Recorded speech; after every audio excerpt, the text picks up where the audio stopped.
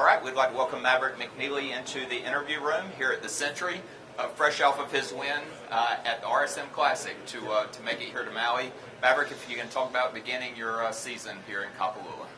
Well, it's the first time I've done it, and definitely hope it's not the last. Everyone who's ever told me about this tournament says once you play here once, you're never going to want to miss it, and I can see why. It's pretty awesome.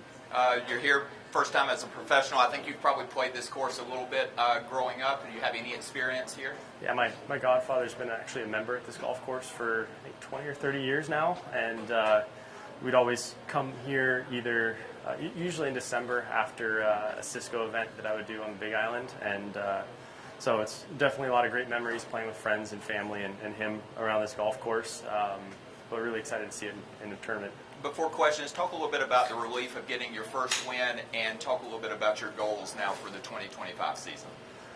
Yeah, there's definitely a little bit of relief, but it was mostly just excitement and adrenaline and a ton of fun. It was really anybody's ball game there at the end of that tournament, and it felt like it all happened so fast right at the end. 2 really good shots, and it was over. And the best part was just going home and Thanksgiving, celebrating with all my friends and family. We were barbecuing for Thanksgiving, and Scout may have ended up in the pool before the food was done, and we just had a lot of fun. It was really cool to celebrate with everybody. So definitely want to do it again. I found out that winning is a lot more fun than not winning. All right, we'll open up to questions. Start with Sean. You had options. Why Scout? Scout. Well, for one, Scout was right in between jobs. The timing worked out perfect. And he's kind of the brother I go to with golf stuff. I'm the oldest of 4. If I really want to get in deep, philosophical, challenging, intellectual questions, I go to Colt. If it's family stuff, kind of more of the intuitive side, it's Dakota. And if it's golf, it's Scout. And he was probably the best player out of the 4 of us, and had some shoulder injuries and played high level collegiate golf, and so that's probably why I went with him. Brody? You said it wasn't quite relief when you won, but I'm always curious, a guy who obviously belongs on tour, been on tour for a while, successful golfer. When you don't have that win, I'm just curious, what is that feeling of, waiting for it to happen? Do you still assume, it's obviously going to, or what is that kind of climb like? I definitely appreciated the win because I realized how hard it is to win. I actually got to the point where my wife was like, stop talking about how hard it is. Just go out and do what you're doing. And that was the big lesson, was that I didn't do anything differently than what I've been doing. It just all kind of fell into place. Had lots of chances. I don't know. I wasn't really worried about not having won. I wasn't really thinking any less. I figured it would probably happen. Needed some stuff to go right. And I also kind of figure that the first one's probably the hardest. Probably like your first major or whatever. There's each milestone, but Scout's actually been really helpful. My kind of engineering brain wants to do everything step by step by step. And he's like, why can't we just skip to step 7 or step 8? There's nothing stopping us. So that really helped. What step 7 and step 8?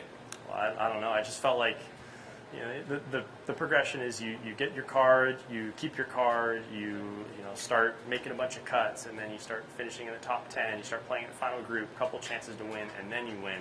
It's like there's no reason why you can't win any given week. So I tend to think pretty linearly, and he's just like, just go set your sights high.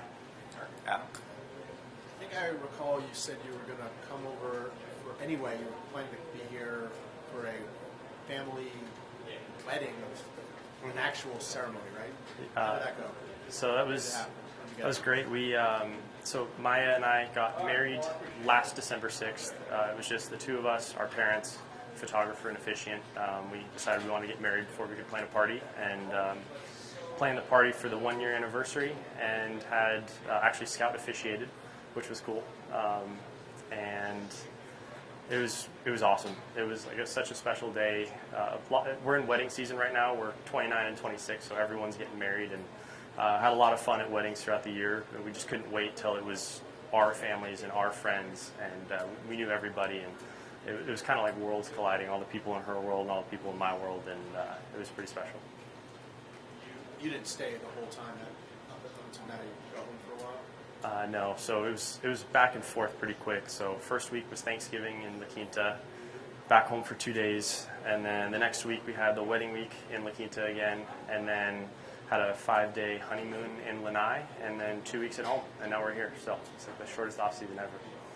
Are you much of a goal setter, and if so, how have you reset now that you have that thing under your belt, your goals? I'm definitely a goal setter, but I set pretty short-sighted goals, things that I know I can do. I set goals golf-wise, like physically, relationship-wise, business-wise, and then kind of give back, kind of one for each. And I do it quarterly, do it yearly, 3 years, and kind of tombstone goals. So I definitely ticked off a lot of goals that I had set for myself that I hadn't accomplished a few years ago. It was nice to get that first win. I wanted to be in the top 50, top 30. I wanted to feel like I was a really good ball striker, and I feel like I accomplished a lot of those in the fall. So it was fun on the plane ride here, setting my Q1 goals for this year, looking at how many I checked off in Q4 of 2024. What's your strategy to get ready for Augusta? Ooh, getting ready for Augusta. I'd love to get a win before Augusta. That would definitely prepare me well. I definitely want to play final groups before then. I haven't really thought that far, honestly. I'm in Augusta, I'm in the PGA, and my world ranking now sets me up in good shape to get in the other two majors. So, but like I said, I haven't thought that far. I've just been thinking Kapalua the last couple of weeks. Any idea when you'll take a trip there? I might do it the Monday after the Players. Be over in that side of the world, come back home. I don't think I'm going to be playing in Palm Beach, so we'll probably stop by there on the way home from the Players, hopefully. All right, Sean. The decision to be an equipment free agent, was that one where you thought, well, you know what, if I play better, it'll pay for itself? Or was it simply, I don't care about the money, I just want to play better golf, and that's the priority? Yeah, well, I think that the landscape honestly has changed when they started playing for $20 million purses. That changes the financial calculus, but in honesty, I wanted to see what was out there. Callaway was an awesome partner for me, turning pro, invested a lot in me, gave me a chance to invest in myself and my game, and supported me through probably the most difficult years. Turning pro, complete change in your lifestyle, years on the Korn Ferry Tour, first 3 years out here, and then I just kind of want to see what was out there. And coincidentally, the stuff that's in my bag is pretty much the brands that were in my bag in high school. And I think growing up, high school and college is when I got serious about the game, and I don't think it's a coincidence that the same style of equipment that I was playing then is what I've gravitated back to now. In RSM, you talk about the road here, swing changes and body changes, injuries, coaching changes. Do you feel like you've reinvented yourself in the process, or just continually refined? Definitely refined. I've always thought that I had a chance to be a really, really good player, because at every point, or at any point throughout my career, I feel like I've been elite in one part of the game, just not all at the same time. I've driven it great, 21 to 22.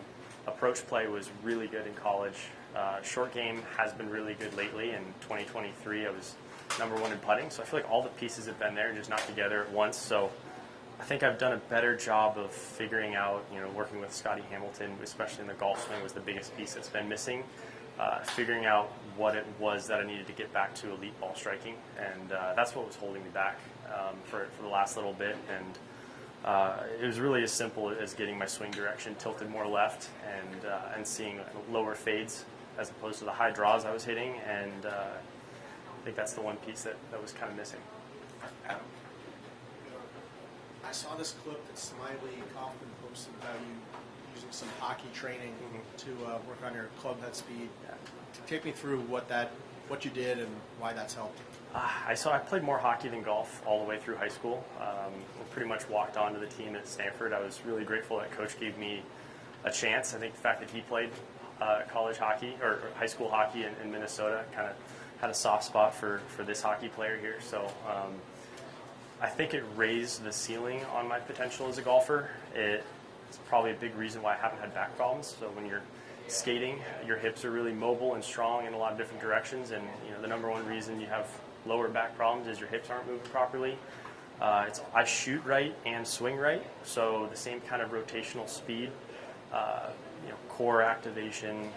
But the things that are the most sore when I go skate are my hands and my forearms, just from catching pucks, shooting pucks, and I'll be thanking myself when I'm packing out a rough at Torrey, that kind of strengthening this bit here. But I also love it too. It's good cardio, and I do miss my hockey days for sure. How good do you think you could have been at hockey? Being great at hockey in California is kind of like snow skiing champ in Florida. But, Dakota was the best hockey player out of the bunch of us. When I played in Canada and then all of a sudden the big guys could also move, that's when I realized that golf was maybe a little bit better suited for me. But I have no idea. I was thinking about playing D3 college hockey and golf at one point. But when Coach Ray made it seem like playing on the Stanford golf team was a possibility, that was my dream. All right. Anything else? Yeah, Getting a win, what was the difference between some of the close calls? Let's say, what maybe got you over the top at RSM that hadn't happened before? I feel like I learned something at every close call. I think one of the things I learned the most recently was a close call at 3M. I did a corporate outing the Monday after in Boston for KPMG, and I was flying home, jet lagged, tired, but couldn't sleep, and the 3M final round coverage was on, and I just watched it. I was like, man, I look way calmer than I was feeling out there. And I was like, if I was looking that calm, and based on how the other guys were looking, they must have been really feeling it.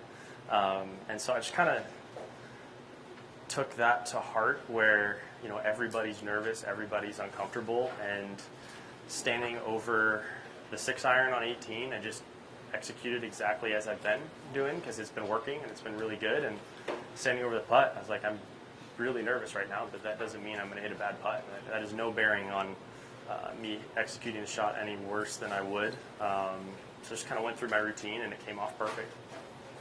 How many times have you gone back and watched that putt? Probably 10 or 12. It's been pretty fun. Sometimes I'm just bored on the range. Like, oh, that was pretty cool. That was fun. What's the shot you think about that most people kind of missed as being important? I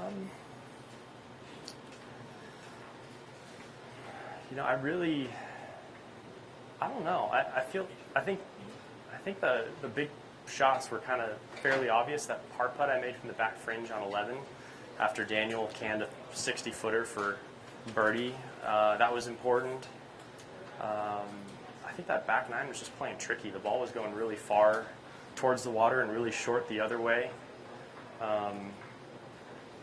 Drove it really nice, but yeah, that conversation we had on the 18th fairway, it was 183, 185 is like a stock 7, back into that cold wind. Conversation to talk myself into hitting a 6 and feel really comfortable that I can go ahead and smack it. That was huge. And then Scott just left me with Compress It, which is kind of the swing thought I was working with all week, and came out absolutely perfect. All right. Good stuff, Maverick. Thanks for your time. Best Thank of you, luck guys. this week. Appreciate it.